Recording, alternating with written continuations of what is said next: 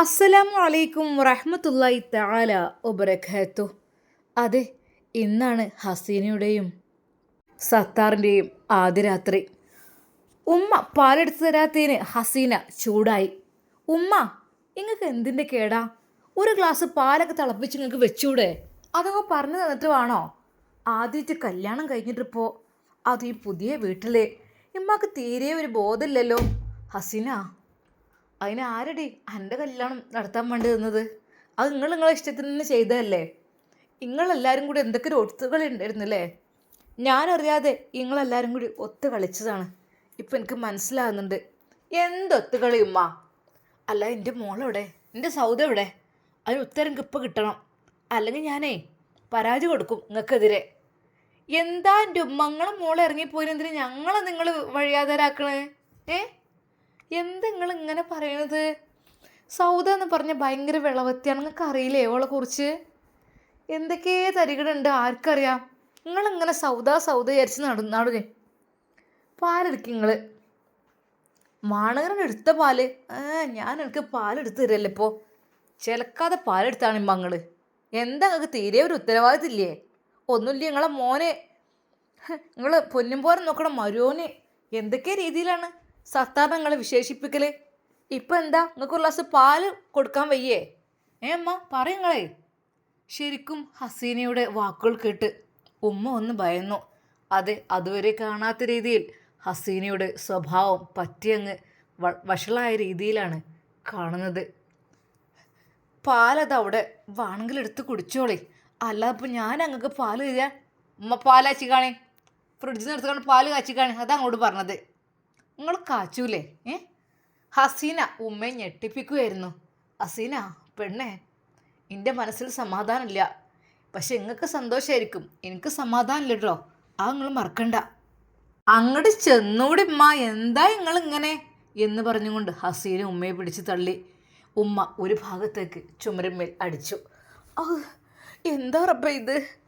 ഈ കുട്ടികൾ ഇങ്ങനെ കാട്ടുന്നത്? ഹസീന എനിക്ക് അനുഭവിക്കടി, ഇജ്ജ് നോക്കിക്കോ. എന്താ ഉമ്മ ഈ കല്യാണം കഴിഞ്ഞ് അന്ന് തന്നെ നിങ്ങൾ ഇങ്ങനെ ചെയ്യാൻ അങ്ങനെ പറയാൻ പാടുണ്ടോ? നിങ്ങൾ ഞങ്ങൾ അനുഗ്രഹിക്കല്ലേ വേണ്ടിയത്, അല്ലാതെ ഞങ്ങൾ ഇടങ്ങാറാക്കണോ വേണ്ടിയത്? ഹസീനയും ഇല്ല, എനിക്ക് ഈ കല്യാണത്തിന് സമ്മതമില്ല. അല്ല, നിങ്ങൾ കല്യാണം നിക്കാവും ഒക്കെ അവിടെ കഴിച്ചിക്കണല്ലോ. അല്ല, അതിനിടെ എൻ്റെ ബാപ്പ എങ്ങനെ വന്നീനോ? അനെ നിക്കായിച്ചിരാന് എന്തിനാ ഉമ്മ ബാപ്പ? ആര് പറഞ്ഞു ബാപ്പ കൈയെടുത്താലേ നിക്കായുള്ളൂന്ന്? അതെവിടുത്തെ നിയമ? ബാപ്പാരില്ലെങ്കിൽ എളാപ്പ, എളാപ്പാരില്ലെങ്കിൽ ഉത്തരവാദിത്തപ്പെട്ട ആൾക്കാർ, അങ്ങനെ ആളുകൾ വന്നു കൂട്ടണം. അല്ലാതെ നമ്മളെ ബാപ്പാനെ തെറ്റി എവിടെ പോകാനോ? കോയമ്പത്തൂരോ? സൗദനെ നിൽക്കാൻ തന്നെ ബാപ്പാനെ എവിടുന്നൊക്കെ ഷമ്മാസ് പിടിച്ച് കൊടുന്നു, പുതിയ ഡ്രസ്സൊക്കെ ഇട്ട് കൊടുത്തു, നിക്കാഹിന് ഇരുത്തി എന്നൊക്കെ പറഞ്ഞ് കേട്ടേക്കണ്. അതൊക്കെ അങ്ങനെയുള്ള നിക്കാഹ്. ഇതേ ഇനി അതിൻ്റെ ആവശ്യമൊന്നുമില്ല. ഇതേ ഞാനും സത്താർക്ക് മനസ്സറിഞ്ഞിട്ട് തന്നെയുള്ള നിക്കാഹാണ്, അല്ലാതെ ഇഷ്ടമില്ലാത്തതൊന്നുമല്ല. അതുകൊണ്ട് തന്നെ മനസ്സിന് സന്തോഷമുള്ള ആരെങ്കിലുമൊക്കെ ചെയ്തു തന്നാലും നിക്കാഹാവും. ഉമ്മ എന്നെ പഠിപ്പിക്കണ്ട. എടി, മറ്റൊരു പെണ്ണിൻ്റെ കണ്ണീര് വീഴ്ത്തിയിട്ടാണോ അനക്ക് നിക്കാഹ്? എന്താ ഉമ്മ പറഞ്ഞത്? ഒന്നുമില്ല, സത്താറിന് ഭാര്യ മക്കളുമില്ല. ഓ, ദീനിയായി, നന്നായി. ഇന്ന് വരെ അതെ സൗദിയെ കൊണ്ട് കെട്ടിക്കണം എന്ന് പറഞ്ഞു നിന്ന്. അപ്പം എന്താ ഈ ഭാര്യ മക്കളൊന്നും ഇല്ലായിരുന്നോ? ഇപ്പം എവിടുന്ന് അതൊക്കെ ഉണ്ടായി? നിങ്ങൾക്ക് ഇങ്ങനത്തെ ബോധമൊക്കെ ഉണ്ടായിരുന്നോ? അയ്യോ, എന്തോ ഒരു സാധനം ഉമ്മ. നിങ്ങളെ ഉമ്മാന്ന് വിളിക്കാൻ പറ്റൂല, വേറെന്തേ വിളിക്കുക നല്ലത്. ഈ ഒരു സ്വഭാവത്തിനൊക്കെ കാച്ചിക്കാണി പാല് നിങ്ങൾ ചിലക്കാതെ. അവൾ അതാ വീണ്ടും ദേഷ്യപ്പെടുന്നു. ഉമ്മാ നോക്കിക്കോളി, എൻ്റെ താഴെയുള്ള 2 അനിയത്തിമാരെന്നെ ഇവിടെ ഉള്ളത്. നിങ്ങളാരും രക്ഷിക്കാനില്ല. സത്താർക്ക് എൻ്റെ ഭാഗത്താണ്. ഞാൻ പറഞ്ഞ് ചെയ്തോളി. അങ്ങോട്ട് ചെല്ലി അങ്ങോട്ടേ. അവളതാ ഉമ്മയെ ഉന്തുന്നു. എന്നാൽ ഭയത്തോടെ കുഞ്ഞിക്കജാത്ത നോക്കി. പഠിച്ചോനെ, ഇവരെന്നെ കൊല്ലാനും മണിക്കൂറില്ല നിങ്ങൾ ഇങ്ങനെ ഉണ്ടെങ്കിൽ. എൻ്റെ പൊന്നാരമ്മങ്ങൾ പാല് കാച്ചിക്കാണ്. അങ്ങനെയതാ അവളെ കൊണ്ട് നിർബന്ധിച്ച് ഉമ്മാക്ക് പാല് കാച്ചി കൊടുക്കാൻ ഉമ്മയോട് പറയുകയാണ്. എന്നാൽ ശബ്ദം കേട്ടുകൊണ്ട് സത്താർ ഇറങ്ങി വന്നു മാളിയുടെ മുകളിൽ നിന്ന്. ആഹാ, എന്താ പുതു കഥ? സൗദ എന്താടി? അതെ, ഉമ്മയുടെ പാലെടുത്തതുകൊണ്ട് ഉമ്മ എടുത്തതെന്നില്ല. ഇമ്മ അങ്ങനെ കരഞ്ഞിരിക്കുകയാണ്. കരഞ്ഞിരിക്കേ? എന്തിനാ ഉമ്മ കരഞ്ഞിരിക്കണത്? ഓളോളെ വൈക്ക് പോയിക്കോട്ടെ ഉമ്മ. എന്തിനാണ് നമ്മൾ പിടിച്ചു വെക്കണത്? ഓളോളെ ഇഷ്ടം പോലെ ജീവിക്കട്ടെ. അല്ലാതെ ഓൾക്ക് വേറെ ആരെങ്കിലുമൊക്കെ ഉണ്ടാവുമേ. ഓൾക്ക് നമ്മളിഷ്ടം ഉണ്ടാവില്ല, വേറെ ആരും കൂടെയൊക്കെ പോയതായിരിക്കും. ഏയ്, ഓള് പെറ്റി നെയ്ച്ച് കഴിഞ്ഞിട്ട് പോലുമില്ല. 40 പോലും ആയിട്ടില്ല. അതിന് മുമ്പ് ഓളിൻ്റെ കുട്ടി അങ്ങനത്തെ ഒന്നും നിൽക്കൂല. എനിക്ക് നന്നായിട്ടറിയാം. ഉമ്മ സങ്കടത്തിനിടയിൽ അത് പറഞ്ഞു. എൻ്റെ പൊന്നാരുമ്മ, എന്തിനാണ് ഇഷ്ടമില്ലാത്തവരെ കൊണ്ട് വേണ്ടാത്ത? സത്താറേ, അപ്പം നിനക്കറിയായിരുന്നോ ഓൾക്കത് ഇഷ്ടമില്ലെന്ന്? എൻ്റെ പൊന്നാരുമ്മ, ഓളെ എന്നോ ഞാൻ നിർബന്ധിക്കുന്നുണ്ട്. ഒരുപാട് കല്യാണത്തിന് മുമ്പ് തന്നെ എനിക്കോളെ ഇഷ്ടമായിരുന്നു. അതെ, പക്ഷേ നിങ്ങളെ രണ്ടാമത്തെ മോളെ ഹസീനാക്കണേ എന്നോട് തിരിച്ച് സ്നേഹം ഉണ്ടായതെന്ന് ഞാൻ പിന്നെ മനസ്സിലായത്. പിന്നെ എനിക്ക് മനസ്സിലാക്കിയത്. അതുകൊണ്ട് തന്നെ ഓളെ എന്നെ എല്ലാത്തിനും പെട്ടെന്ന് അവൾ സമ്മതിച്ചു. അതുകൊണ്ട് എനിക്ക് തോന്നി ഓളെ കൂടെ ജീവിക്കാനാണ് നല്ലതെന്ന്. അല്ലാതെ ഉമ്മാനോട് ഇഷ്ടമില്ലായിട്ടോ ഒന്നുമല്ല. സൗദ പൊയ്ക്കോട്ടെ അവളുടെ ഇഷ്ടത്തിന്, നമ്മളായിട്ട് പിടിച്ചു വെക്കണ്ട. എന്നാൽ ഉമ്മാക്ക് ദേഷ്യവും സങ്കടവും ഒരുമിച്ച് വന്നു. അപ്പോഴേക്കും അതാ പാൽ തിളച്ചു തൂകിപ്പോകുന്നു. എന്താ ഉമ്മങ്ങൾക്കൊന്ന് നോക്കിക്കൂടെ? എൻ്റെ റബ്ബേ, ആ പുതിയ അടുക്കളയും പുതിയ റാക്കും ആ ഗ്യാസ് അടുപ്പും വിലക്ക് ആകപ്പാട് പാല് തളിച്ചു പോയി. എന്താ ഉമ്മങ്ങൾ? എന്നാൽ ഹസീനയെ അവർ നോക്കി ഭയന്നുകൊണ്ട്. ഞാൻ തുടച്ചോളാം. വേറെ ഉണ്ട് പാല്, അത് തിളപ്പിക്കാം. വെറുതെ പാലൊന്നും വേസ്റ്റാക്കി കളയണ്ട.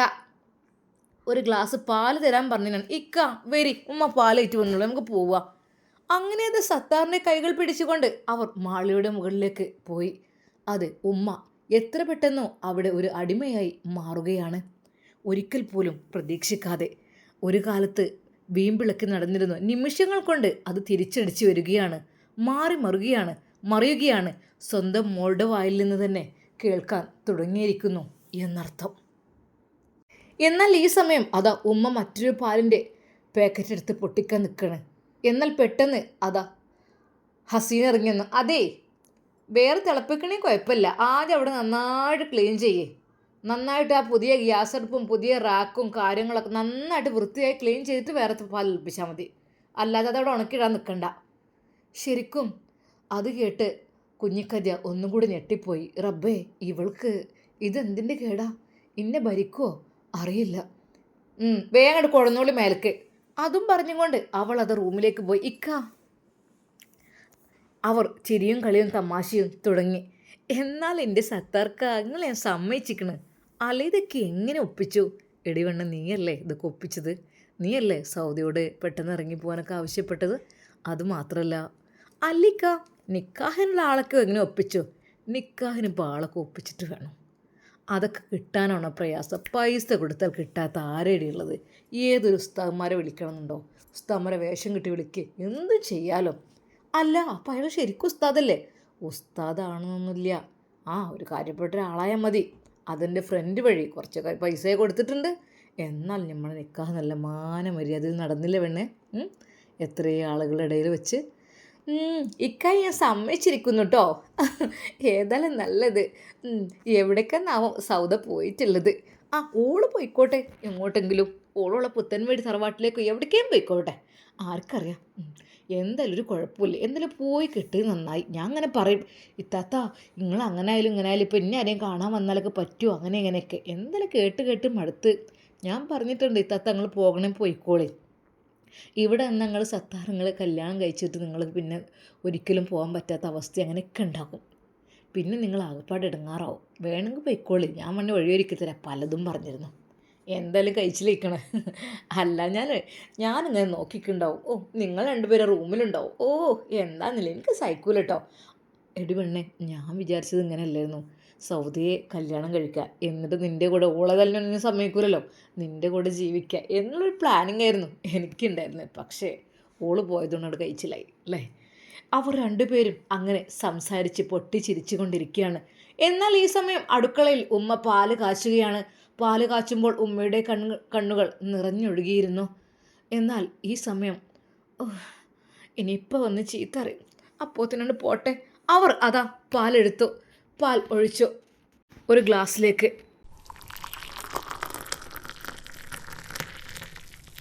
പഠിച്ചോനെ ഇനി ഇതോട്ട് കൊണ്ടു ചെല്ലുമ്പോൾ എന്താന്നാവും സ്ഥിതി.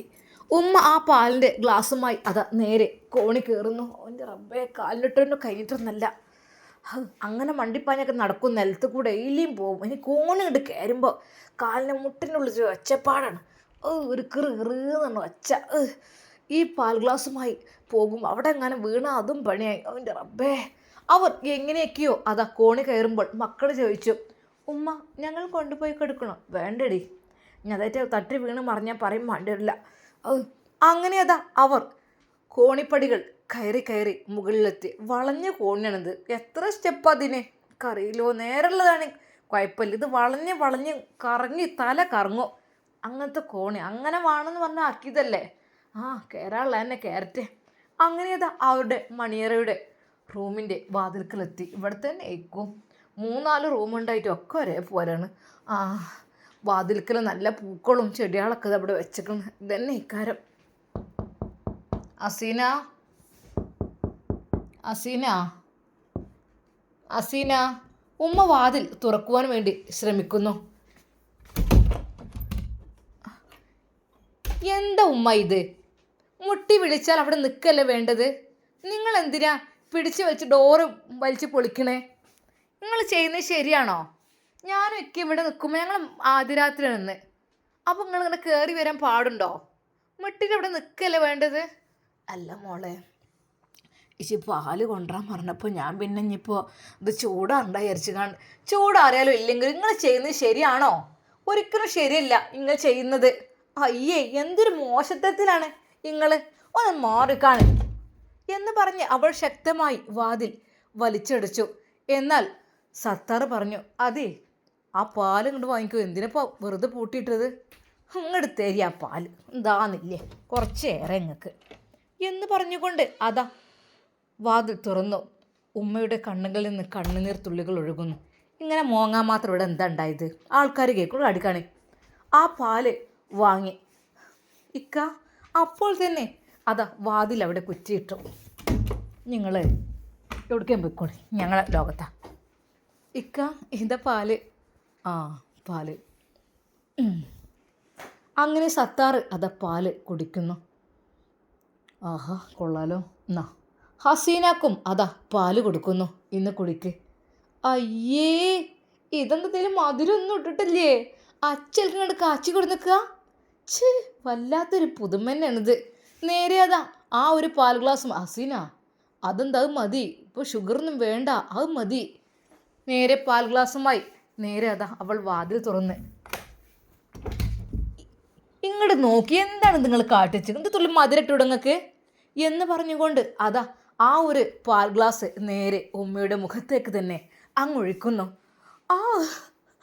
എൻ്റെ റബ്ബേ, എന്തൊക്കെ കാട്ടുന്നത്? എടി, നീ എന്ത് ചെയ്തത്?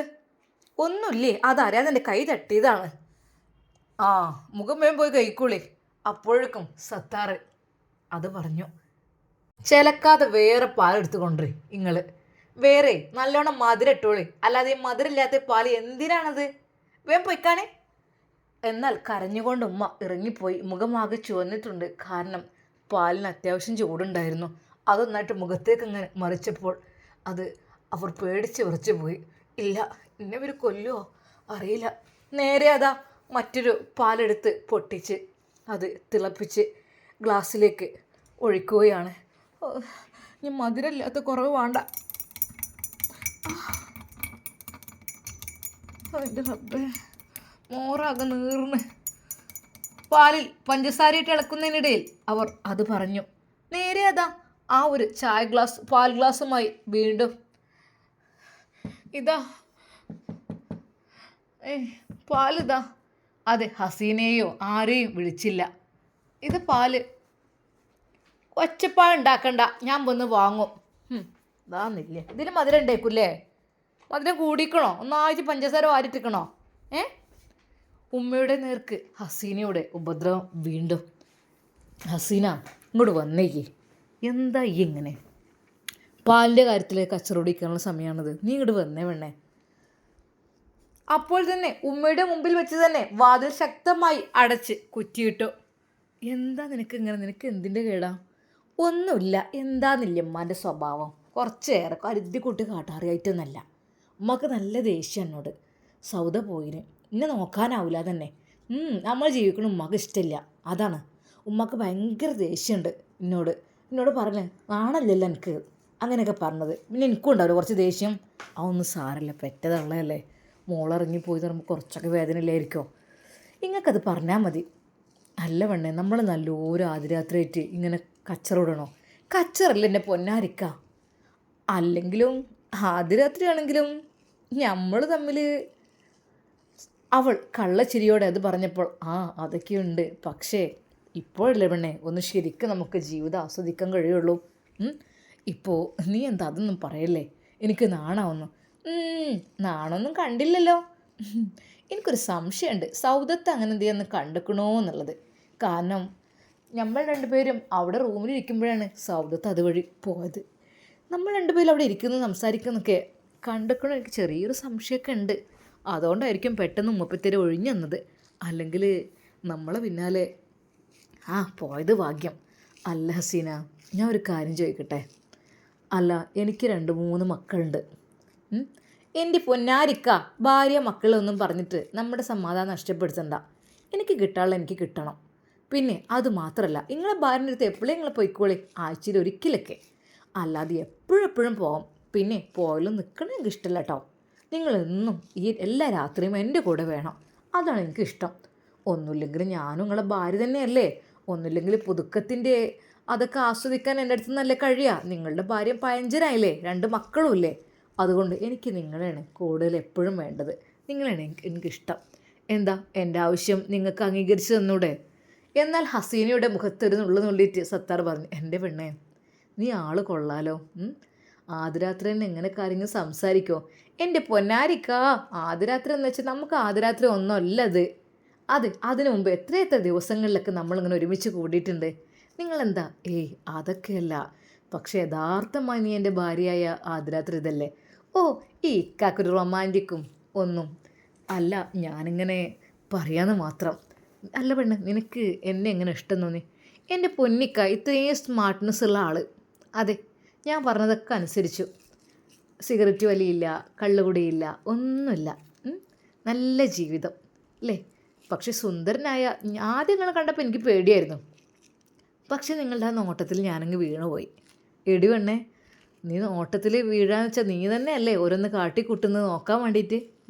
ഞാൻ നോക്കാൻ വേണ്ടിയിട്ട് നീ കൂടുതൽ അങ്ങോട്ടും ഇങ്ങോട്ടും നടക്കലും എന്നോട് വെറുതെ ചിരിക്കലും, അങ്ങനെ ഏതൊരു പെണ്ണുകൾ കാട്ടിയാലും ഏത് ആണുങ്ങളും മയങ്ങിപ്പോവില്ലേ. സത്യം പറയലേക്ക, ഞാൻ വിചാരിച്ചു നിങ്ങളുടെ സൗദിനെ കിട്ടുള്ളൂ എന്ന്. പക്ഷേ എനിക്ക് നിങ്ങളെ കിട്ടിയതിൽ വലിയ സന്തോഷം. സത്യം പറഞ്ഞാൽ ചില പെണ്ണുങ്ങളൊക്കെ പറയുന്നുണ്ട് നിങ്ങളുടെ ലുക്കിനെ പറ്റിയൊക്കെ. അത്യാവശ്യം ഹൈറ്റും വെയിറ്റും, പിന്നെ നിങ്ങളുടെ ആ നോട്ടം, ആ ഒരു വെള്ളാരം കണ്ണ്, അതൊക്കെ പല പെണ്ണുങ്ങൾക്കും ഇഷ്ടമാണ്. പക്ഷേ നിങ്ങൾ ആ വേണ്ടാത്ത സ്വഭാവമല്ലായിരുന്നോ? ആ കുടിയും വലിയൊക്കെ അതായിട്ടായിരുന്നു എല്ലാവർക്കും പേടി. പക്ഷെ അതൊക്കെ ഒഴിവാക്കിയപ്പോൾ നല്ല മനുഷ്യനായി എൻ്റെ സത്താർക്ക. ഇനി അങ്ങനെയൊന്നും ചെയ്യാതെ കേട്ടോ. ഇനി അങ്ങനെയൊന്നും ചെയ്യില്ല. എൻ്റെ ഹസീനയ്ക്ക് വേണ്ടി എൻ്റെ ജീവിതം ഞാൻ ഒഴിഞ്ഞു വെക്കുകയാണ്. Thank you. അവർ പൊട്ടിച്ചിരിച്ചുകൊണ്ട് ഇരിക്കുന്നു. പിന്നെ നമുക്കിപ്പോൾ തന്നെ റൂമിൽ തന്നെ ഇങ്ങനെ അടങ്ങിയിരിക്കണം എന്നില്ലല്ലോ. ജസ്റ്റ് ഒന്ന് പുറത്തേക്ക് ഇറങ്ങി ആ ബാൽക്കണിയിൽ പോയിട്ട് കുറച്ച് സ്വകാര്യങ്ങളൊക്കെ പറഞ്ഞാലോ. അവിടെയാകുമ്പോൾ നക്ഷത്രങ്ങൾ എണ്ണാം, അതുപോലെ അമ്പിളിമാമനെ കണ്ട് രസിക്കാം. ഇക്കാക്ക് റൊമാൻറ്റിക് ആവാനല്ലേ? ആയിക്കോട്ടെ, എനിക്കും അത് തന്നെയാണ് ഇഷ്ടം. റൂമിലിങ്ങനെ അടഞ്ഞുകൂടി ഇരിക്കണമെന്നൊന്നും ഞാൻ പറയണില്ല. അങ്ങനെ അവർ 2 പേരും ആ ബാൽക്കണിയിലേക്ക് ചെന്നു. അവർ ഓരോ കഥകൾ പറഞ്ഞു. എൻ്റെ ഇക്ക, അതെ, ആ അമ്പിളിമാമൻ അത് എൻ്റെ ഇക്കയാണ്. ചുറ്റുഭാഗത്തുമായി നക്ഷത്രങ്ങൾ കുറേ പെണ്ണുങ്ങളാണ്. അപ്പോൾ അമ്പിളിമാമനെ കിട്ടാൻ വേണ്ടിയിട്ട് നക്ഷത്രങ്ങൾ ഇങ്ങനെ മത്സരിക്കുകയാണ്. അതെ, സത്യം പറഞ്ഞാൽ ഇങ്ങളെ അമ്പിളിമാമനെ പോലെയാണ് കാണുന്നത്. നിനക്കെൻ്റെ സ്വഭാവം അറിഞ്ഞിട്ടില്ല. അറിഞ്ഞു കഴിഞ്ഞാലേ ഞാൻ അമ്പിളിമാമനായിരിക്കില്ല പെണ്ണേ.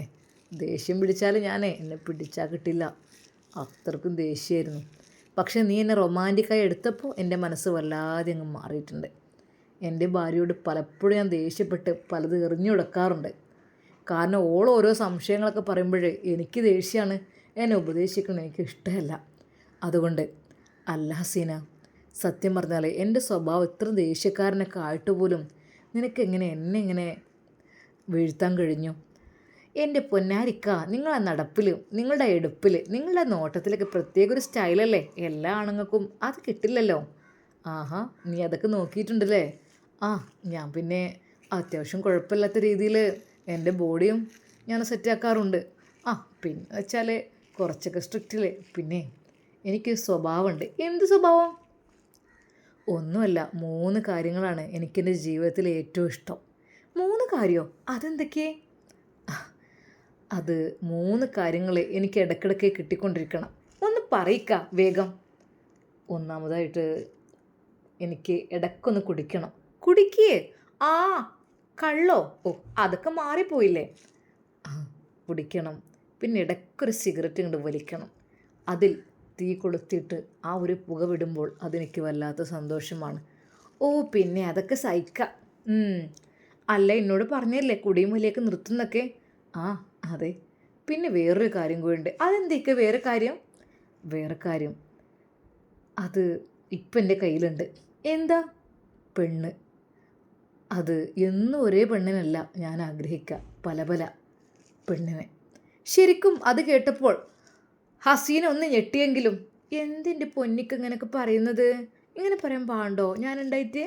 ആ, നീ ഉണ്ടല്ലോ എല്ലാത്തിനും. ഇനിയിപ്പോൾ അതിൻ്റെ ആവശ്യമൊന്നുമില്ലല്ലോ. അതൊന്നുമില്ല. എൻ്റെ ഇക്കങ്ങൾ വേറെ കഥ എന്തേലും പറയും. എനിക്കിത് പേടിയാന്ന് കേട്ടിട്ട്. എന്താ, നിനക്ക് അപ്പോഴേക്കും നിന്നെ പേടിയായോ? ഈ 3 കാര്യങ്ങൾ എൻ്റെ ജീവിതത്തിൽ ഇങ്ങനെ മാറി മറിഞ്ഞുകൊണ്ടേ ഇരിക്കുമ്പോഴാണ് എൻ്റെ ജീവിതം സക്സസ് ആകുക. എനിക്ക് ഭാര്യ, മക്കൾ ഒക്കെ ഉണ്ട്. പക്ഷേ അതിലൊന്നും ഞാൻ തൃപ്തി അണയുന്നില്ല.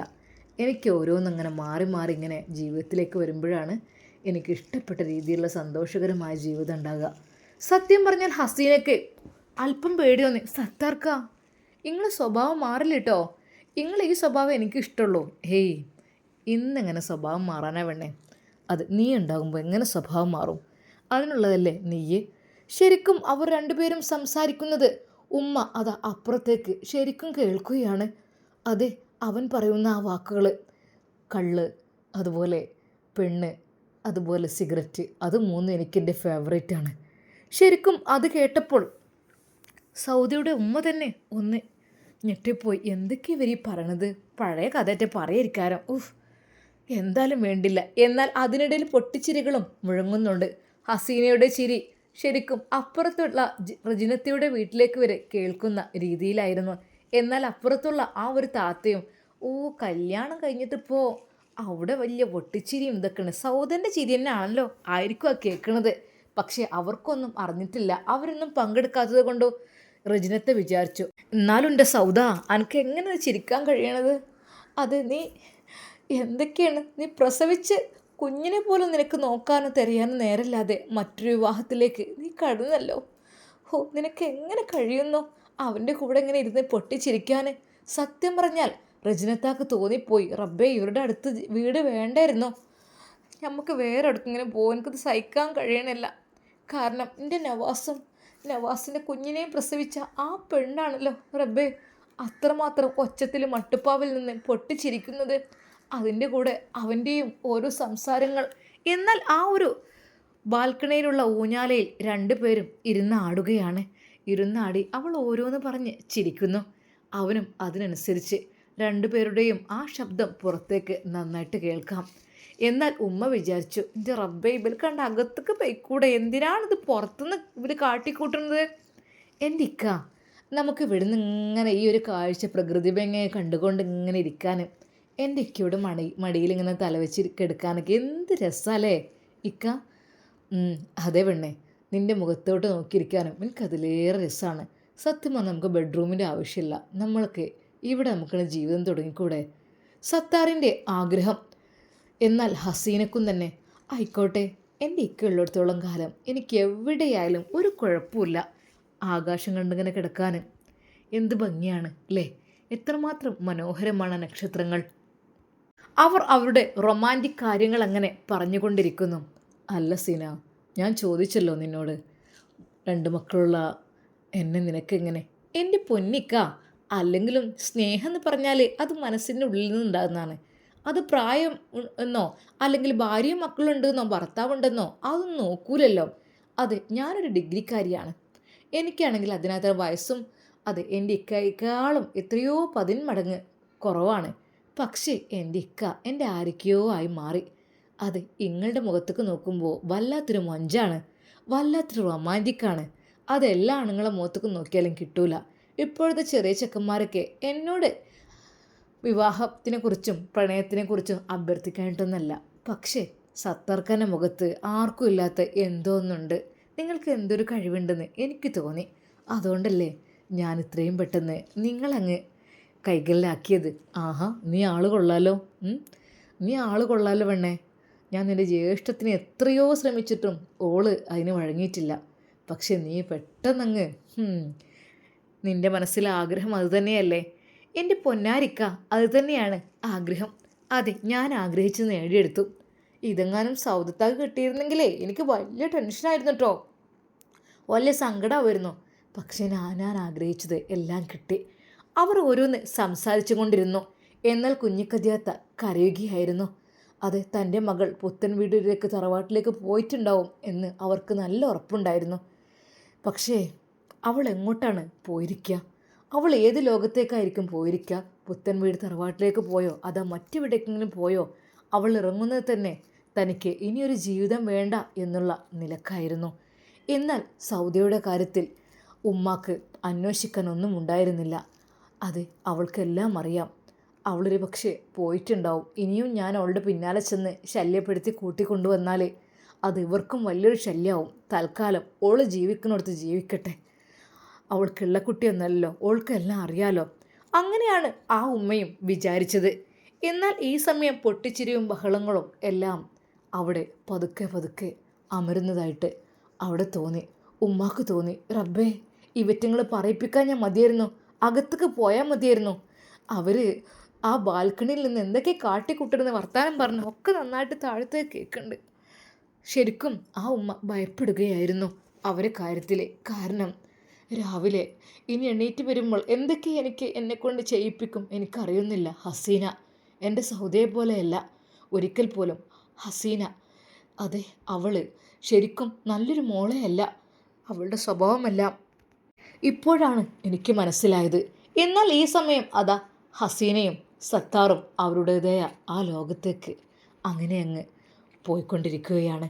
അവർ മാത്രമായ ആഗ്രഹിച്ച ലോകത്തേക്ക്. എന്നാൽ ഉമ്മക്ക് ഭയം തോന്നി. പഠിച്ചോനെ, രാവിലെ അവളുടെ മുഖത്തേക്ക് എങ്ങനെയാണ് നോക്കുക? ഇനി എന്തെങ്കിലും പറഞ്ഞാൽ എൻ്റെ നേർക്ക് ചാടും, അതെനിക്ക് ഉറപ്പുണ്ട്. എന്നാലും പറയാതിരിക്കാൻ പറ്റൂല. ആ രാത്രിയിൽ അതാ സത്താറും നവാസും ഒന്നായിത്തീരുന്നു.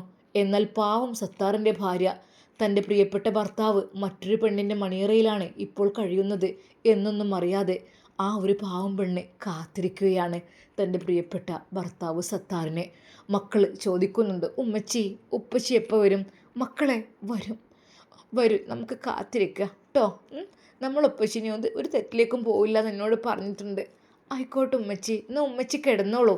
അതെ, മക്കളുടെയും ആ ദയനീയമായ ആ ഒരു വാക്കുകൾ കേട്ട് അവൾ കണ്ണീര് വാർത്തു. ഇൻഷാ അല്ലാ, സൗദിയുടെ ഉമ്മാക്ക് ഇതാ തിരിച്ചടി ഇപ്പോൾ തന്നെ കിട്ടിക്കൊണ്ടിരിക്കുന്നു. അവളുടെ അഹങ്കാരത്തിന് കയ്യും കാലും മുളച്ച സൗദിയുടെ ഉമ്മ കുഞ്ഞിക്കതിയ അവർക്ക് സ്വന്തം മകളിൽ നിന്നും ഇതാ അതിന് പകരം കിട്ടിക്കൊണ്ടിരിക്കുന്നു. എന്തൊക്കെയായിത്തീരും അവരുടെ ജീവിതം? സൗദ ഇപ്പോൾ എവിടെ? അവൾ എങ്ങോട്ട് പോയി? നമുക്ക് കാത്തിരിക്കാം അടുത്ത എപ്പിസോഡിനായി. അതുവരേക്കും എല്ലാവർക്കും അസ്സലാമു അലൈക്കും വറഹ്മത്തുള്ളാഹി തആല വബറകാതുഹു. സൗദിയുടെ ഉമ്മയുടെ മനസ്സിൽ പല ചിന്തകൾ വരുന്നു. അത് താൻ കുഴിച്ച കുഴിയിൽ താൻ തന്നെ വീണ അവസ്ഥയായി പോയല്ലോ എന്നുള്ള രീതിയിൽ.